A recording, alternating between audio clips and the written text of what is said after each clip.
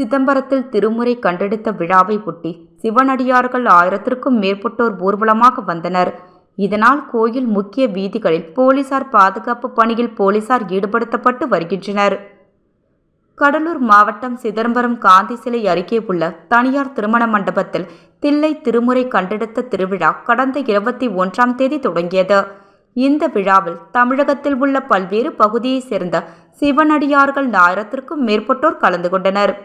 இந்நிலையில் நேற்று காலை திருநெறிய தீம்தமிழ் வேள்வி மற்றும் ரிஷப கொடியேற்றுதல் நடைபெற்றது. அதனைத் தொடர்ந்து குருமார்கள் மற்றும் அருளாளர்களின் ஆசியுரை சொற்பொழிவு நடந்தது. அதனைத் தொடர்ந்து இன்று துவங்கி கிழக்கு கோபுர வாயில் முகப்பு வழியாக நபியாண்டார் நம்பி மற்றும் ராஜராஜ சோழன் சிலையுடன் சிவனடியார்கள் திருமுறையை சுரசுமேல் ஏந்தி வீதி உலா நடைபெற்றது.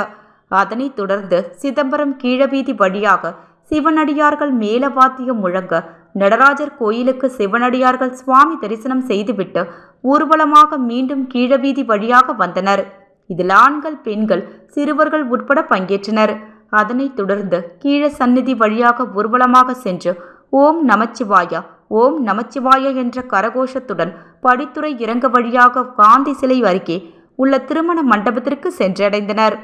சிதம்பரத்தில் 4 முக்கிய வீதிகள், பேருந்து நிலையம் செல்லும் வழி உட்பட பல இடங்களில் சிதம்பரம் டிஎஸ்பி லா மேக் தலைமையில் நகர போலீசார் 200க்கும் மேற்பட்டோர் பாதுகாப்பு பணியில் ஈடுபட்டு வருகின்றனர்.